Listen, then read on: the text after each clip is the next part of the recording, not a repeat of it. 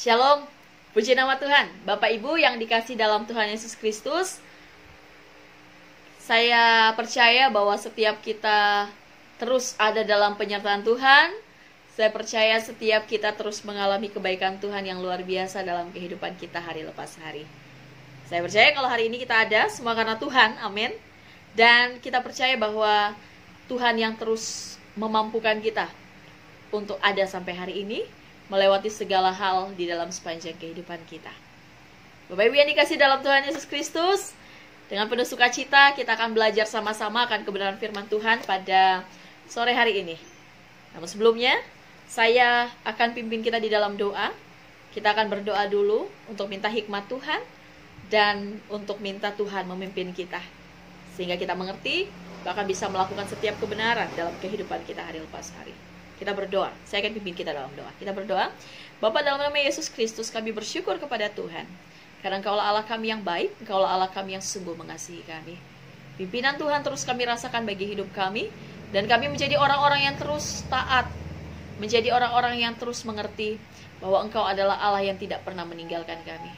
Terima kasih Bapa, terima kasih. Kami menyerahkan jam pemberitaan firman Tuhan hari ini ke dalam tangan-Mu. Berbicaralah kepada kami Tuhan, kami siap mendengarkan Engkau. Dalam nama Yesus kami berdoa dan mengucap syukur. Haleluya. Amin. Bapak Ibu yang dikasih dalam Tuhan Yesus Kristus, satu kebenaran firman Tuhan yang akan menjadi landasan kita bersama pada sore hari ini terambil di dalam kitab Yakobus pasalnya yang pertama ayatnya yang ke-6. Yakobus pertama ayatnya yang ke-6 sampai dengan ayatnya yang ke-8. Dua ayat kita akan pelajari bersama hari ini. Yakobus 1 ayat 6 sampai dengan ayatnya yang ke-8. Yakobus 1 ayat 6 sampai dengan ayatnya yang ke-8. Saya akan bacakan buat kita. Hendaklah ia memintanya dalam iman, dan sama sekali jangan bimbang. Sebab orang yang bimbang sama dengan gelombang laut yang diombang-ambingkan kian kemari oleh angin. Orang yang demikian janganlah ia mengira bahwa ia akan menerima sesuatu dari Tuhan. Sebab orang yang mendua hati tidak akan tenang dalam hidupnya. Puji Tuhan. Bapak Ibu yang dikasih dalam Tuhan Yesus Kristus, dalam pembacaan kita hari ini, sebenarnya bagian ini merupakan satu bagian yang tidak dapat dipisahkan dari ayatnya yang pertama sampai dengan ayatnya yang ke-8. Namun, karena ayat ini agak panjang, saya ingin kita fokus saja pada ayatnya yang ke-6 sampai dengan ayatnya yang ke-8. Bapak Ibu boleh lihat kembali pada ayatnya yang kedua. Ayatnya yang kedua, di situ Yakobus menjelaskan kepada kita bagaimana kita sebagai orang percaya seharusnya menganggap sebagai satu sukacita apabila kita jatuh ke dalam berbagai-bagai pencobaan. Sekali lagi, bagaimana kita sebagai orang percaya seharusnya menganggap sebagai satu sukacita apabila kita jatuh ke dalam berbagai-bagai pencobaan. Tapi pertanyaannya Bapak Ibu sekalian, bagaimana kemudian pencobaan tersebut menjadi sebuah ujian iman atau menjadi sesuatu yang membuat kita sukacita, membuat kita kuat, membuat kita semakin meningkatkan iman kita, dan bukan malah membuat kita semakin terpuruk, bahkan membuat kita terus terjebak di dalam situasi yang sulit tersebut. Kita tahu bersama bahwa setiap pencobaan di dalam kehidupan percaya, setiap yang dialami di dalam kehidupan orang percaya itu membawa satu kebaikan bagi setiap orang yang mengasihi Tuhan. Bahkan semuanya seharusnya menjadi satu ujian iman yang kemudian semakin hari semakin meningkatkan kualitas iman dari seorang percaya. Namun pertanyaannya Bapak Ibu sekalian, bagaimana kemudian apa yang dialami itu menjadi satu kualitas iman? Bagaimana kemudian apa yang dialami itu menjadi suatu ujian iman yang meningkatkan kualitas iman? Bukan malah menjadi sesuatu yang menyulitkan, atau bukan malah menjadi sesuatu yang membuat orang percaya itu terpuruk, bahkan terjebak dalam situasi yang sulit di dalam kehidupannya. Nats hari ini mengajarkan kepada saya dan Bapak Ibu sekalian untuk melewati ujian iman dengan benar di dalam berbagai macam godaan, dan bagaimana kita memiliki iman yang sejati meskipun berada di dalam berbagai macam pencobaan. Bapak Ibu harus kita ingat sebelumnya, ujian iman merupakan satu filter yang dipakai atau yang bisa kita pakai untuk melihat, untuk kemudian mengoreksi Apakah benar iman kita sebagai orang Kristen adalah benar-benar memiliki kualitas iman yang sejati atau tidak? Dan iman yang sejati ini sebenarnya yang dituntut oleh Allah untuk dimiliki oleh setiap kehidupan orang percaya. Iman yang sejati adalah iman yang bukan hanya di pikiran. Iman yang sejati bukan hanya iman di dalam hatinya, bukan hanya iman yang tercetus di dalam bibirnya, tapi betul-betul iman secara utuh. Iman yang benar-benar percaya di mulut, di pikiran, di hati, bahkan lebih daripada itu, melakukan setiap bagian dari iman itu dilakukan sebagai satu praktikal kehidupan di dalam kehidupannya hari lepas hari. Iman haruslah menjadi sesuatu yang berlanjut, haruslah menjadi sesuatu yang terintegrasi, bahkan menyatu dengan semua aspek kehidupan orang percaya. Iman adalah kunci dari kehidupan orang percaya. Bapak Ibu yang dikasihi dalam Tuhan Yesus Kristus, namun bagaimana sekali lagi kita memiliki iman yang sejati itu? Orang yang bijaksana akan minta hikmat, minta kebijaksanaan. Sedangkan orang yang tidak bijaksana tidak akan minta hikmat. Karena orang yang bijaksana baru bisa sadar bahwa dirinya kurang bijaksana. Orang yang bijaksana akan meletakkan imannya pada objek iman yang tepat. Inilah yang disebut dengan protosopia atau hikmat yang pertama. Yakobus menuntut iman yang beres sebelum akhirnya kita masuk ke dalam praktika kehidupan yang benar.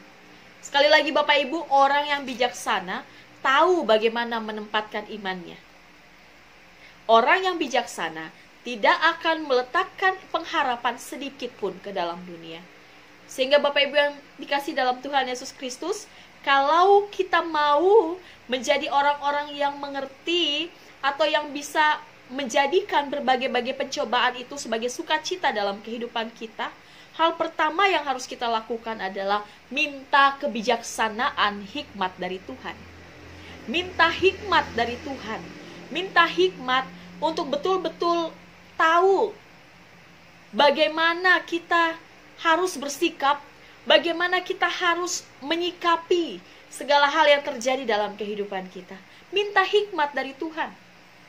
Minta kebijaksanaan dari Tuhan. Karena orang yang bijaksana orang yang bijaksana tahu bagaimana menempatkan imannya. Orang yang bijaksana tidak akan meletakkan pengharapannya sedikit pun ke dalam meletakkan pengharapannya sedikit pun kepada dunia ini. Poin pertama yang kita pelajari adalah minta kebijaksanaan dari Tuhan. Yang kedua, Bapak Ibu sekalian, ini yang penting, ini yang sangat penting buat kita. Kalau kita mau menjadi orang-orang yang terus melihat bahwa segala pencobaan itu sebagai satu sukacita, poin yang kedua Bapak Ibu sekalian, jangan pandang kepada masalahnya, jangan pandang kepada pencobaannya, tapi fokuskan pikiran kita kepada Tuhan. Yang pertama tadi kita harus minta hikmat. Ketika kita sudah punya hikmat, maka kita akan tahu ke arah mana kita harus meletakkan iman kita. Ketika kita sudah punya hikmat Bapak Ibu sekalian, ketika kita sudah memiliki kebijaksanaan dari Tuhan, maka kita akan paham bagaimana kita harus menggantungkan hidup kita, atau apa yang harus kita lakukan ketika kita menghadapi berbagai pencobaan itu dalam kehidupan kita. Bapak Ibu, saya punya satu ilustrasi. Suatu kali ada seorang yang berjalan melewati sebuah tali di atas jurang. Pertanyaan saya, bagaimana orang tersebut bisa melewati tali tersebut? Ada banyak mungkin jawaban kita. Dia harus berlatih sebelumnya. Dia harus punya konsentrasi pastinya. Dan Bapak Ibu, itu yang seharusnya ada di dalam kehidupan orang percaya. Konsentrasi. Kalau orang itu mau melewati tali tersebut, melewati jurang, maka dia harus berfokus kepada titik tujuannya. Dia harus betul-betul memfokuskan pikiran, memfokuskan arah pandangannya kepada titik yang tepat. Tapi ketika matanya memandang ke bawah atau memandang kepada arah lain, maka dia akan jatuh ke dalam jurang. Dan pasti itu akan mempengaruhi atau membahayakan nyawanya, membahayakan kehidupannya. Karena pandangannya mulai pecah menjadi dua. Bapak Ibu yang dikasih dalam Tuhan Yesus Kristus, orang ketika berbuat apapun harus benar-benar memfokuskan pikirannya kepada satu tujuan. Inilah tentang iman, Bapak Ibu.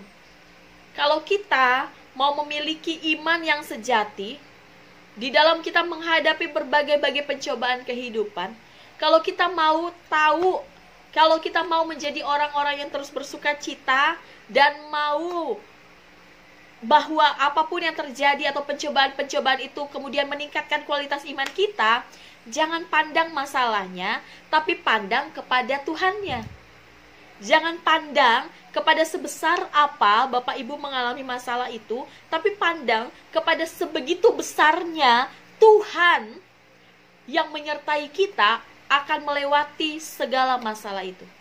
Bapak Ibu yang dikasih dalam Tuhan Yesus Kristus, fokusnya yang harus diubah. Fokusnya jangan sama masalahnya, tapi fokusnya kepada Tuhannya. Kalau kita fokus sama masalahnya, sama kayak orang tadi Bapak Ibu, kita jatuh pasti. Kalau kita fokusnya pada masalah, ketika kita melewati jurang, pasti kita tidak akan konsentrasi. Kita akan jatuh dan kemudian membahayakan nyawa, membahayakan iman kita dan lain sebagainya. Namun kalau kita fokusnya kepada arah yang tepat, kepada tujuan yang tepat, maka kita akan sampai ke tujuan akhir yang benar. Sekali lagi, poin kedua. Poin yang pertama tadi kita minta bijaksana dari Tuhan. Kalau kita sudah minta kebijaksanaan dari Tuhan, yuk sama-sama ubah fokus arah pandangan kita. Jangan fokus sama masalahnya, tapi fokus pada Tuhan yang pegang kehidupan kita. Bapak Ibu yang dikasih dalam Tuhan Yesus Kristus, fokus kepada Tuhan. Kita boleh kerjakan berbagai aspek kehidupan, tapi harus punya satu fokus, yaitu Tuhan. Kita betul punya berbagai macam masalah pergumulan dalam kehidupan ini. Ada mungkin yang menganggap punya saya lebih besar daripada punyanya. Masalah saya lebih besar daripada masalah orang itu dan lain sebagainya. Tapi Bapak Ibu sebagai orang percaya, hari ini kita diingatkan sama-sama, jangan fokus kepada masalahnya, jangan fokus kepada pencobaannya, tapi fokusnya kepada Tuhan. Yuk ubah fokus kita. Poin yang kedua. Poin yang ketiga Bapak Ibu sekalian. Poin yang ketiga yang bisa kita pelajari pada bagian ini, bagaimana caranya kemudian masalah itu menjadi, pencobaan itu menjadi satu sukacita, karena kita tahu bahwa itu semua meningkatkan kualitas iman kita. Ini dia. Ini juga satu poin yang penting. Mari Mari percaya bahwa Allah melimpahi kita dengan penyertaan dan pimpinan kebijaksanaan. Ini poin ketiga. Poin ketiga, mari percaya bahwa Allah melimpahi kita dengan penyertaan dan pimpinan kebijaksanaan. Bapak Ibu, ketika kita berjalan mengikuti jalan Allah dan bersandar sepenuhnya kepada Dia, sebenarnya itu wujud dari pemeliharaan terbesar Allah dalam kehidupan kita, atau providensia biasa kita kenal. Bagaimana caranya kita mengalami penyertaan Allah dalam kehidupan kita? Dengan cara kita mau ikut jalannya Tuhan. Dengan cara kita mau bersandar sepenuhnya kepada Tuhan. Bapak Ibu, saya suka dengan satu ilustrasi. Saya pernah baca satu ilustrasi. Menurut saya ini ilustrasi yang sangat baik. Satu kali ya, ada seseorang hendak menggambar, hendak memakai tangan saya untuk menggambar sebuah mobil. Dan dia sudah katakan sebelumnya bahwa saya mau gambar mobil Mercedes katanya. Di benak saya sebagai manusia tentu muncul gambaran dari mobil Mercedes tersebut. Saya sudah mulai pikirkan, oh bentuk Mercedes, saya mau gambar warnanya ini, bentuknya begini, dan lain sebagainya. Di benak saya sekali lagi sudah muncul gambaran. Sehingga tanpa sadar muncullah kemauan saya untuk menggambar sesuai dengan maunya saya, sesuai dengan gambarnya saya, sesuai dengan pikirannya saya. Ketika beliau hendak menggambar dengan memakai tangan saya, dan saya juga mengeluarkan kemauan saya sendiri, apa yang akan terjadi? Beliau menggambar bempernya atau di depannya beliau buat agak bundar, tapi saya memaksa untuk agak kotak. Bannya beliau buat bundar, terus ada bintang dan lain sebagainya. Tapi saya bilang, kalau menurut maunya saya menggerakkan tangan saya tidak seperti itu. Apa yang akan terjadi Bapak Ibu sekalian? Tentu gambar itu tidak akan baik. Tentu gambar itu akan menjadi kacau. Ketika saya mengeluarkan kemampuan saya, ketika beliau hendak menggambar dengan memakai tangan saya dan saya juga mengeluarkan kemauan saya sendiri, maka pasti gambar tersebut akan kacau dan tidak bisa terwujud. Lalu apa yang harus dilakukan? Yang harus dilakukan adalah saya menyerah. Saya menyerah dan membiarkan beliau memimpin tangan saya, membiarkan orang itu memimpin tangan saya. Sehingga akhirnya terwujudlah gambar mobil yang dimaksud oleh orang tersebut.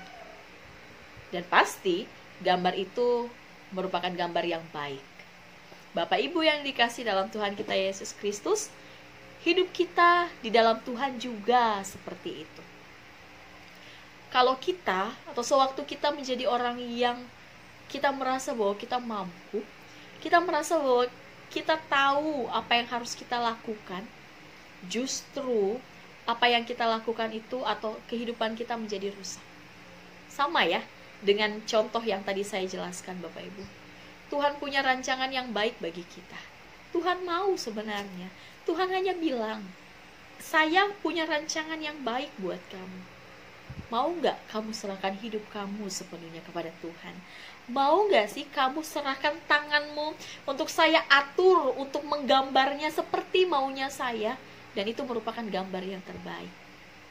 Maukah kita menyerahkan hidup kita untuk belajar taat, untuk belajar menyerahkan hidup kita sepenuhnya, supaya Tuhan mengatur dengan bebas apa yang Tuhan mau di dalam kehidupan kita.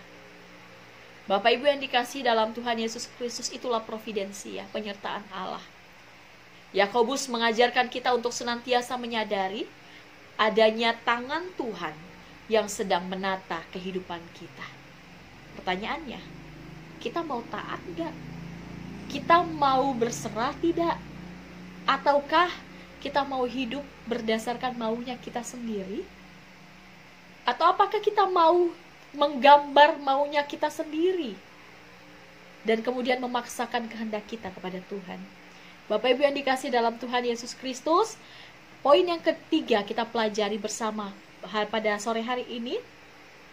Ketika kita mau pencobaan itu menjadi satu sukacita yang meningkatkan kualitas iman kita, maka kita harus belajar untuk percaya bahwa Allah kita adalah Allah yang melimpahi kita dengan penyertaan dan pimpinan kebijaksanaan.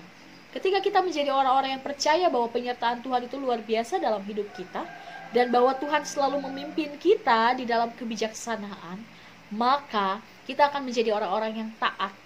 Kita akan menjadi orang-orang yang berserah. Dan ketika kita menjadi orang-orang yang berserah, kita mau untuk ikut maunya Tuhan. Kita mau untuk ikut Tuhan mau bawa kita kemana. Kita mau untuk ikut apa yang Tuhan mau kerjakan dalam kehidupan kita sesuai dengan maksud Tuhan, sesuai dengan gambar Tuhan. Dan Bapak Ibu, ketika kita menjadi orang-orang yang taat, ketika kita menjadi orang-orang yang terus berserah kepada Tuhan, maka kita akan melihat bagaimana Tuhan berkarya dalam hidup kita dengan luar biasa. Bapak Ibu yang dikasihi dalam Tuhan Yesus Kristus, demikian kebenaran firman Tuhan yang bisa kita pelajari bersama hari ini. Ingat, berbagai-bagai pencobaan, biarlah kita membawa itu sebagai satu sukacita. Sukacita yang meningkatkan kualitas iman kita. Lalu apa yang harus kita lakukan supaya semua yang kita alami itu kita terus bersukacita, meningkatkan kualitas iman kita? Kita percaya, yang pertama, kita minta hikmat kebijaksanaan dari Tuhan. Yang kedua, kita ubah fokus kita. Jangan fokus sama masalahnya, tapi fokus kepada Tuhan yang pegang hidup kita. Yang ketiga, mari berserah. Mari percayakan hidupmu kepada Tuhan. karena Ia melimpahi kita dengan penyertaan, Ia melimpahi kita dengan pimpinan kebijaksanaan. Demikian kebenaran firman Tuhan yang bisa kita pelajari bersama sore ini. Tuhan dimuliakan. Selamat sore, kita berdoa. Bapa, dalam nama Yesus Kristus kami bersyukur kami boleh belajar akan kebenaran firman Tuhan hari ini. Materaikan kebenaran-Mu dalam hidup kami. Kami percaya, kami dikuatkan, kami semakin beriman dalam Tuhan, bersuka cita dalam segala situasi kondisi hidup ini. Dalam nama Yesus kami berdoa dan mengucap syukur. Haleluya. Amin. Tuhan berkati. Shalom.